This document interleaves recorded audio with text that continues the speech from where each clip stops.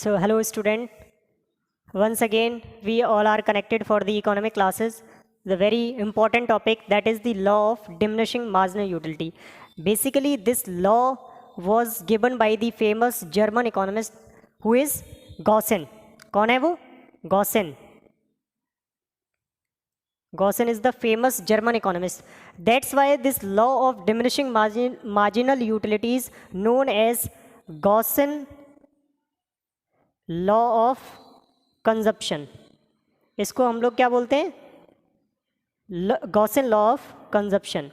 Okay, so according to the diminishing marginal utility here consumer consume more and more unit of commodity. Consumer यहाँ क्या कर रहा है? ज़्यादा से ज़्यादा कमोडिटी को कंज्यूम कर रहा है and the marginal utility drive from additional unit goes on falling.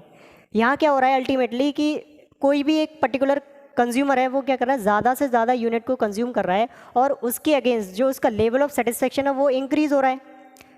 ज़्यादा से ज़्यादा कंजप्शन का मतलब है कि जब वो कंज्यूम कर रहा है इसका मतलब उसको अच्छा लग रहा है, उसका टेस्ट एंड प्रेफरेंस मैटर कर रहा है. लेकिन इसका मतलब ये नहीं कि वो कॉन्टीन्यूस उसको कंज्यूम करता रहे. कॉन्टीन्यूस कंज्यूम करने के बाद क्या होगा कि लेवल ऑफ मैक्सिमम सेटिस्फेक्शन क्या होगा? पीक पर आ जाता है. देन उसके बाद उसका जो लेवल ऑफ सेटिस्फेक्शन है वो क्या हो रहा है? डिक्रीजिंग ऑर्डर में आ जाता है, मतलब लेवल ऑफ सेटिस्फेक्शन उसका फॉल हो जाता है.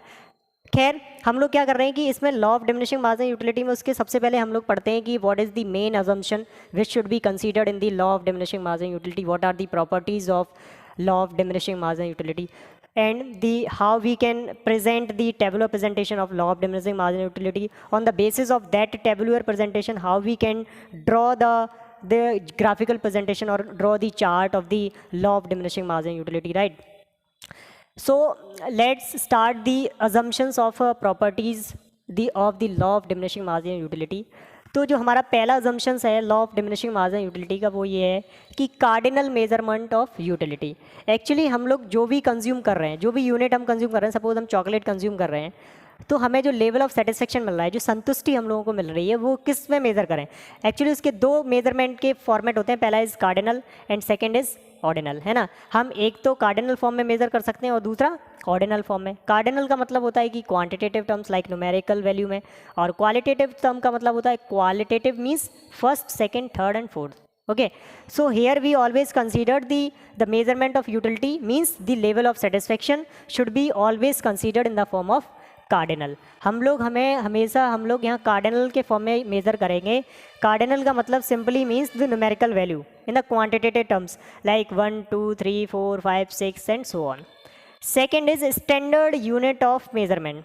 स्टैंडर्ड यूनिट ऑफ मेजरमेंट का मतलब ये है कि कोई भी मेजरमेंट ऐसा नहीं होगा कि हम ड्रॉप्स में मेज़र करें, है ना, कि much of water like that. Suppose let's take example the water, like water should be measure in the form of glass, like glass of water, है ना. कभी भी हम वाटर को ऐसा नहीं बोलते कि एक बूंद पानी दे दो, दो बूंद पानी दे दो. Means we always measure water in the form of glass of water, है ना. हम क्वांटिटी में मेजर करते हैं. Second is continuous consumption. Continuous consumption बहुत इंपॉर्टेंट है law of diminishing marginal utility के. वो ये कि हमें जो भी कमोडिटी कंज्यूम करनी है, सपोज़ हम एक आइसक्रीम कंज्यूम कर रहे हैं, उसमें कोई गैप नहीं होना चाहिए कि अभी हमने एक आइसक्रीम अभी मॉर्निंग में कंज्यूम की और सेकेंड आइसक्रीम हम क्या कर रहे हैं उसको इवनिंग में जाके कंज्यूम कर रहे हैं. तो क्या वहाँ पे हम लोग ईजिली, क्या हम कैसे भी यूटिलिटी को मेज़र नहीं कर सकते? यूटिलिटी मीन्स सेटिस्फेक्शन को मेज़र नहीं कर सकते. तो ऑलवेज जो हमारा कंजप्शन होगा वो कॉन्टीन्यूस फॉर्म में होगा, उसमें कोई भी टाइम गैप नहीं होना चाहिए, है ना. There is no time gap between the consumption. Always the consumption should be in the form of continuous way. Next is fixed income and prices. Fixed income and prices means there is no change in prices of goods and services. ऐसा नहीं है कि हमने ice cream अभी suppose 5 rupees की consume की और उसको हम नेक्स्ट यूनिट क्या कर रहे हैं 6 रुपीज़ में उसको कंज्यूम कर रहे हैं. नहीं. While we are studying the law of diminishing marginal utility, at the time we make sure that always the income and the price of the particular commodity should be in the fixed position. हमेशा उस commodity का जो हम consumption कर रहे हैं उसका price और इनकम हमेशा सेम होना चाहिए, ठीक है. Next is marginal utility of rupees remain constant. Means again the purchasing power of the commodity always remain same. There is no variations while we are purchasing a particular commodity. Means the purchasing power remain constant always, right? Now we are moving forward with the help of tabular presentation of law of diminishing marginal utility. Here we will take the whole law of diminishing marginal utility in the very simple way. Like suppose we are consuming unit 1, हमने क्या किया कि पहला unit consume किया. Suppose हमने यहाँ पे क्या किया, आइसक्रीम कंज्यूम की, है ना, आइसक्रीम कंज्यूम की, और हमें लेवल ऑफ सेटिस्फेक्शन कितना मिल रहा है, सपोज 10, है ना. हमने एक आइसक्रीम कंज्यूम की और हमारा लेवल ऑफ सेटिस्फेक्शन था, वाह मज़ा आ गया, है ना. तो पहला यूनिट हमने कंज्यूम किया, मीन्स लेवल ऑफ सेटिस्फेक्शन 10 मिला. ऑब्वियसली जो हमारा मार्जिनल सेटिस्फेक्शन होगा, मार्जिनल मीन्स एडिशनल, मार्जिनल का मतलब होता है एडिशनल यूनिट, है ना. Marginal means additional unit. Additional unit कब होगा, जब हम दूसरी आइसक्रीम को कंज्यूम करेंगे, है ना. सेकेंड हमने यूनिट कंज्यूम की तो हमें पता चला कि हमारा level of satisfaction again increase हो गया है बाई 8, है ना. हमारा जो लेवल ऑफ सेटिस्फेक्शन था, मींस द टोटल यूटिलिटी थी हमारी, वो 8 प्लस कर गई. मींस हमने पहले कमोडिटी कंज्यूम की थी वो क्या था, हमारा 10 था. Now the second time the total utility is 18, means 8 additional unit should be increase. But as compare to the total utility the marginal utility is going to be fall by 8. यहाँ देखो क्या हुआ, माइनस हो गया ना 2 से, तो हमारा लेवल ऑफ मार्जिनल यूटिलिटी कितना हो गया, 8. Somehow we are moving toward the decreasing order, है ना. हम लोग फॉल कंडीशन में जा रहे हैं. Again we take third ice cream and the level of total utility is 24. Again हमारा लेवल ऑफ सेटिस्फेक्शन कितना इंक्रीज हो गया, 6, है ना. एडिशनल यूनिट कितना मिला, 6. टोटल यूटिलिटी मतलब ज़्यादा, पहले 18 था, अब हमें 24 मिला.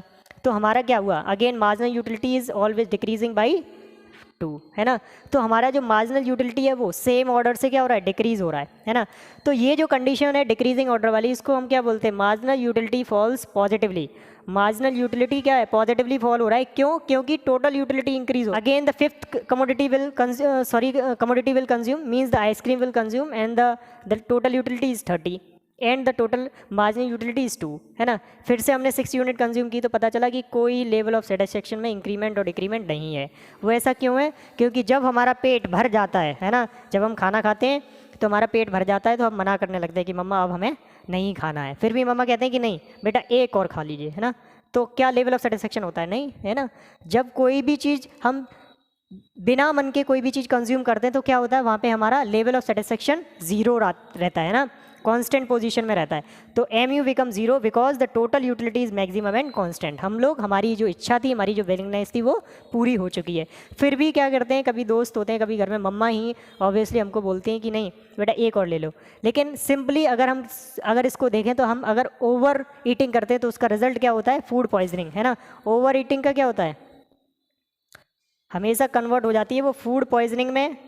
फूड पॉइजनिंग या आपका डाइजेस्टिव सिस्टम खराब हो सकता है ना, फूड पॉइजनिंग होने लगती है, ठीक है. तो फूड पॉइजनिंग क्या साइन रेफर करता है, means your level of satisfaction is going to be decrease.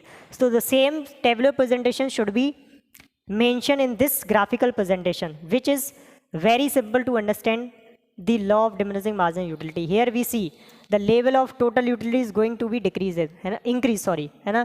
यहाँ पे आपका क्या हो रहा है, टोटल यूटिलिटी इंक्रीज हो रहा है. आप खाते जा रहे हो, है ना, कंज्यूम करते जा रहे हो, आपका टोटल यूटिलिटी प्लस हो रहा है ना. 10 था, फिर 18 था, फिर 24 था, फिर 28 था, फिर 30 था, फिर 30 था. 30 यहाँ पे था और 30 यहाँ पे था. मतलब ये जो पोजीशन है आपकी वो क्या है, कांस्टेंट है. आप इससे ज़्यादा कंज्यूम नहीं कर सकते. अगर फिर भी करोगे तो आपकी कंडीशन क्या होगी, ये वाली होगी. आप डाउनवर्ड फॉल करना स्टार्ट कर जाओगे. आपका जो टोटल यूटिलिटी है वो नेगेटिव की तरफ जाना स्टार्ट हो जाएगा, नेगेटिव साइन को रेफर करेगा.